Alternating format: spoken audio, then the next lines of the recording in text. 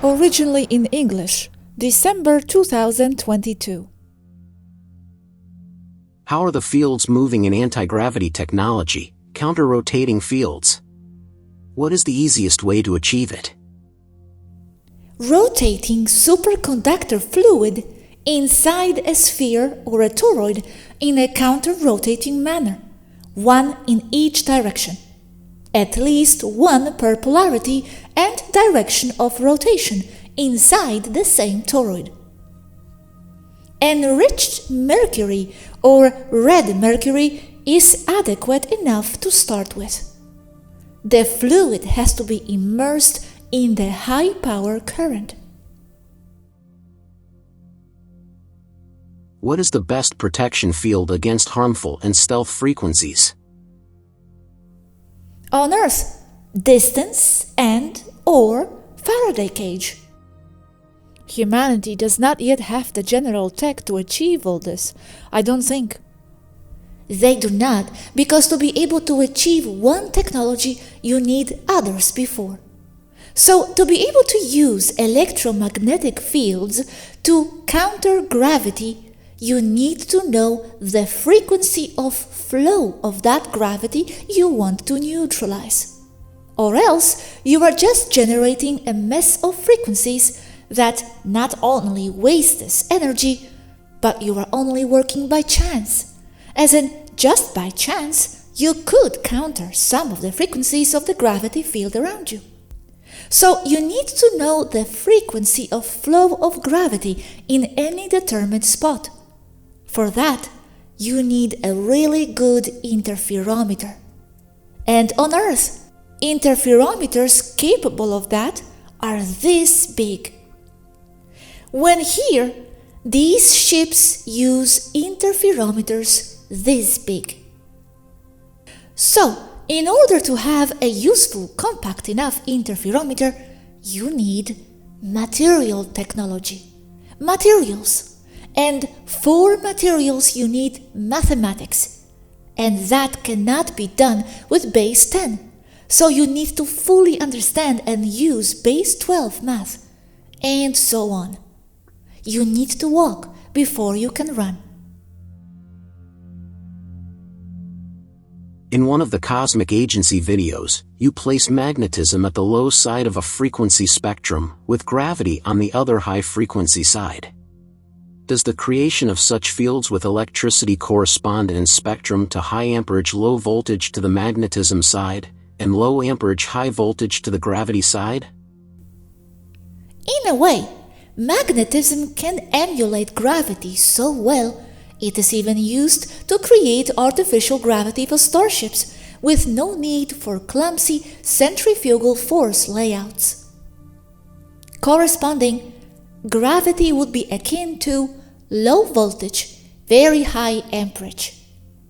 Electromagnetism would be just about everywhere in the spectrum depending on its frequency and characteristics. Is there anything you know about metallurgy that can help us to create room temperature superconducting materials and non-magnetic metal ceramic alloys? Enriching mercury is the only feasible way for you and your circumstances on Earth. It does have room to high temperature full superconductivity. Of course, what Tigetan and other types of starships use is not only enriched mercury, it also contains super metal alloys within the formula. Unfortunately, I cannot give you such a formula, not because I don't have access to it, but because that would be a serious violation to Federation rules. Rules I do believe in, because for now, if I give it to you or to anyone else, it will end up harming you, and it will end up in the hands of the cabal. So that is beyond the limits, I insist, for now.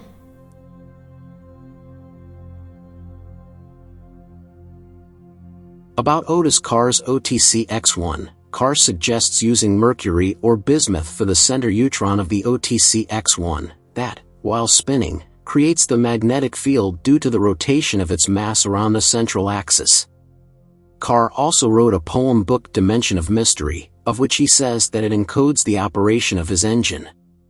In one of these poems, he mentions a mixture of copper, feldspar, and mercury. Feldspar is the name given to a group of minerals distinguished by the presence of alumina and silica, SiO2, in their chemistry. Is this a metallurgy hint for enriching mercury for anti-gravity purposes? Are there better chemical components available to enrich mercury? I see it as a good try to enhance the conductivity capacity or capability of mercury. That is not really enriching it from the strict chemical or element point of view, but those components like copper and silica combined in the formula are moving in the right direction to create a composite liquid superconductor substance. The presence of feldspar, as you call it, also stabilizes capacity to withstand high temperatures without degrading its chemistry too much. I cannot give you the components for the very valid reason I just gave above. Do you recognize the glyphs on the device and the accompanying operation flowchart? Do you know what language it is and which race made the device? That gives me shudders. It's clear draconian, not alpha draconian, just draconian, reminding that they are two different species. The drone is regressive. Translation of the two main glyph WVA Dracofaction that operates near Earth and on Earth. Clear draconian, as in evidently so. I can't read it directly. It looks more like identification codes or maintenance data for the drone itself. They are data placards like those seen on aircraft. They indicate maintenance requirements, tolerances, and so on between and on the parts they are engraved on. I mean, I can't just simply read that because it's not a text. It has values and numbers in the same line, so it's technological language in Draconian. It's like Dale and I talking tech, but in Draco. So, better stay away from studying it? No, but if you have it in your hands, beware that its owners may want it back, and they are all but kind.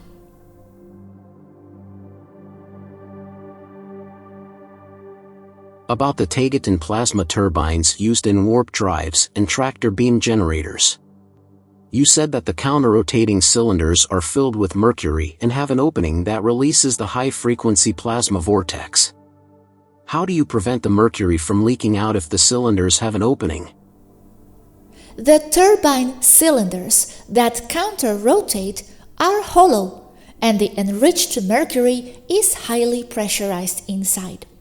No hole or only the opening to service the turbine, never during operation. As the material of the turbines themselves is also a high-temperature superconductor, the plasma generated by the internal mercury-based superconductor fluid passes through the turbine blades as if they weren't even there. So, from the point of view of pure electromagnetic and plasma flow vortex, the turbines are made up of only of the spinning superconductor fluid.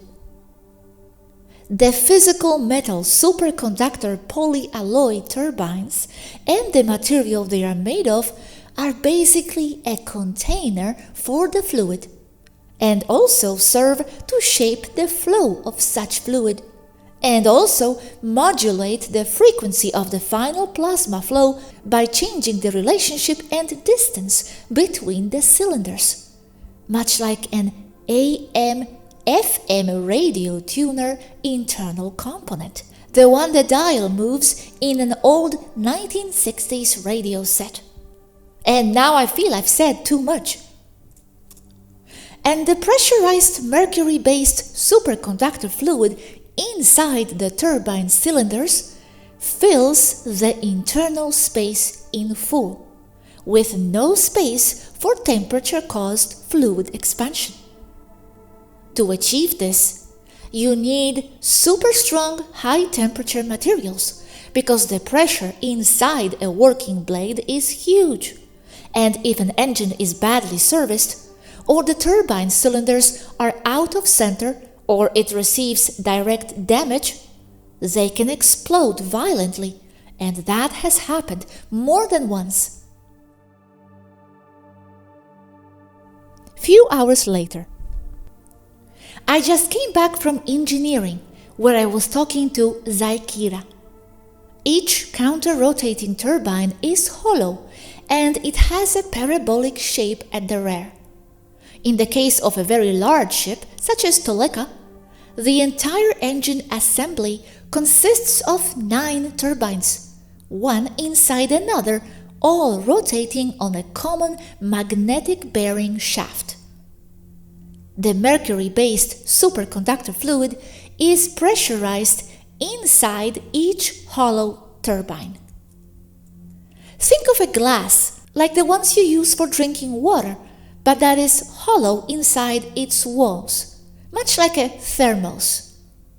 Where the space in the thermos is a vacuum, it would be filled with red mercury-based liquid. Yes, that fluid is highly pressurized, but expanding, correcting what I said above, Yazhi explained and showed me that the pressurization system is computer-controlled and stabilizes the pressure, keeping it in its optimal point, with its pathway entering each turbine layer through the magnetic hub. The mercury-based fluid rotates at high speed inside each turbine layer, forming a liquid vortex when it is fed a large amount of electricity. How much? I don't know how to convert the data, because it is all in Pleiadian Taigetan, but it is safe to say that each turbine cylinder is fed an electric current in order of several trillion volts and amps. This would have to be so, just observing the turbine's feed cables in Toleka.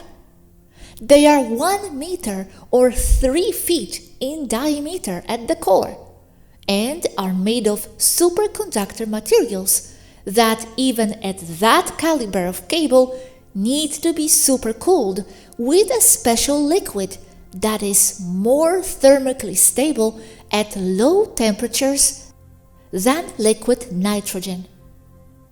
And even then, it needs an additional cooling system that uses water that in turn transforms into steam, and it is used to turn auxiliary generators located at the front of the engine bay, not the main generators.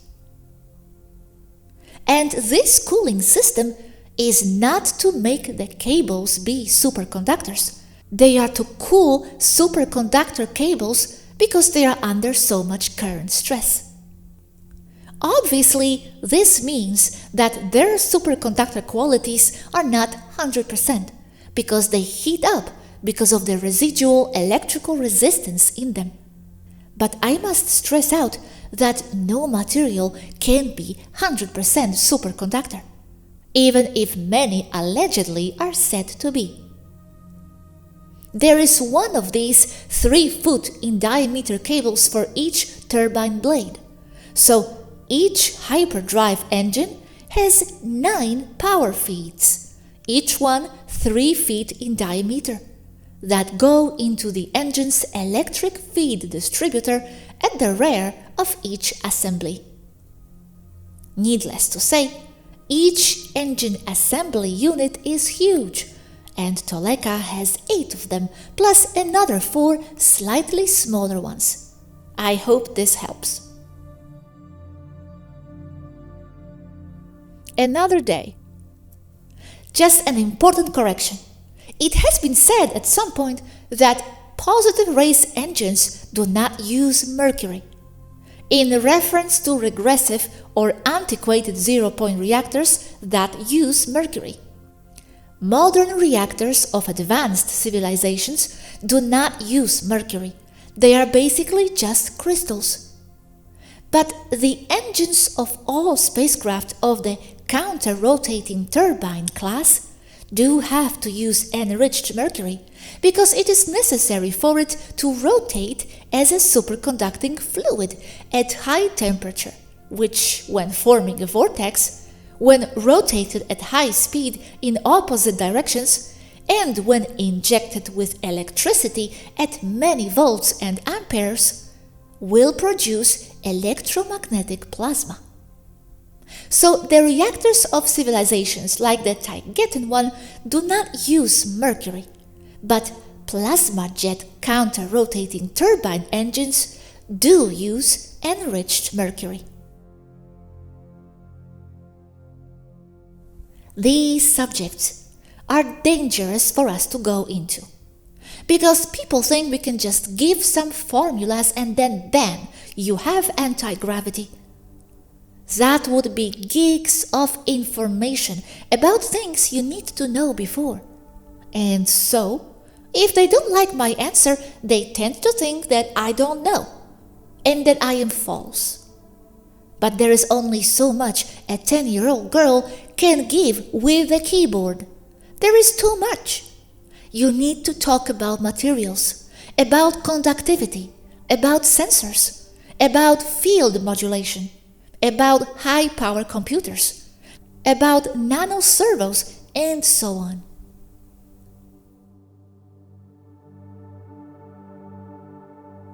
Talking about medical pods. For society to be changed by the medpods, the entire power and financial structure must first be changed. That is to say, that if the system of medical pods could be implemented in today's society, it would mean that its entire structure has already changed to the extent that it is now allowed. For example, the medical pods will solve physical problems, basically all of them, eradicating most if not all diseases, which in turn will cause an increase in the longevity of the population. Needless to say, this goes against the current primary objectives of the controlling cabal. In the same way, the medical system is only interested in the maintenance and control of diseases, not in the cure itself. The medical pods go against both of these agendas currently present on Earth. So, do you see the system coming down at any time? I don't see that occurring anytime soon. That's the truth. The reasons why that is so difficult are not even on Earth. Maybe not soon, but in 30 years or so? There is no data to support any time frame conclusions.